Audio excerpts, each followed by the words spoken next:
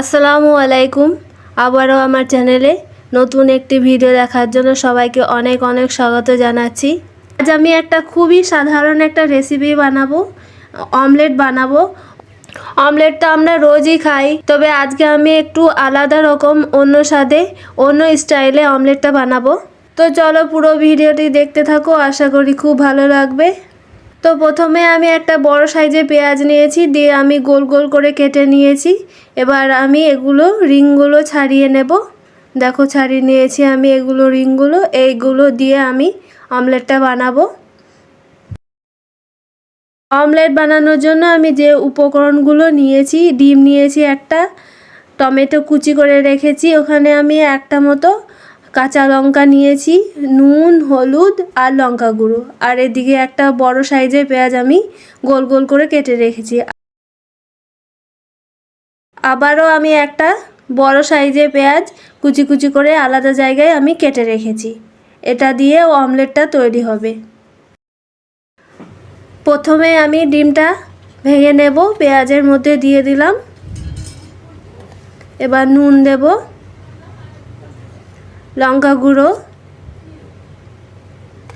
Tomato কুচি, কাঁচা লঙ্কা কুচি, হলুদ গুঁড়ো। এবার সমস্ত কিছু আমি একসাথে ভালো করে মিক্সড করে নেব।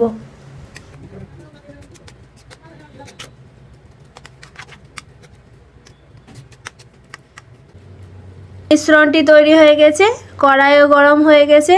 কড়াইয়ে দিলাম সরিষার তেল, এবার দিলাম পেঁয়াজের রিংগুলো। এই রিংয়ের মধ্যে আমি সামান্য করে ডিমের মিশ্রণটি দেব, বেশি করে দিলে চলবে না, না হলে রিংয়ের বাইরে চলে আসতে পারে আর দেখতে ভালো লাগবে না সেরকম, তাই আমি অল্প করে দেব।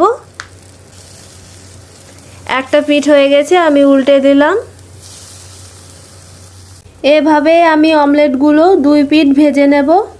গ্যাসের জাল খুব একটা বেশি রাখলে চলবে না, না হলে পেঁয়াজগুলো পুড়ে যাবে। গ্যাসের জালটা খুব স্লোতে রাখতে হবে, স্লো জালে পেঁয়াজগুলো সেদ্ধ করে নিতে হবে। এভাবে আমি সমস্ত অমলেটগুলো ভেজে নেব। অমলেট তো আমরা রোজই খাই, তবে এভাবে একদিন বানিয়ে খেয়েও আশা করি খুবই ভালো লাগবে, একটা অন্যরকম ফিল হবে। ভিডিওটি যদি সামান্য পরিমাণে ভালো লেগে থাকে তাহলে ছেড়ে যাওয়ার আগে অবশ্যই একটা লাইক করো, আর রান্নাটা কেমন হয়েছে সেটা কমেন্টে জানিও। ভালো লাগলে বন্ধুদের সাথে শেয়ার করো, সাবস্ক্রাইব করে পাশের বেল আইকনটা ক্লিক করে রাখো নতুন নতুন আপডেট পাওয়ার জন্য। আর আজকের মতো টাটা, দেখা হচ্ছে পরবর্তী ভিডিওতে।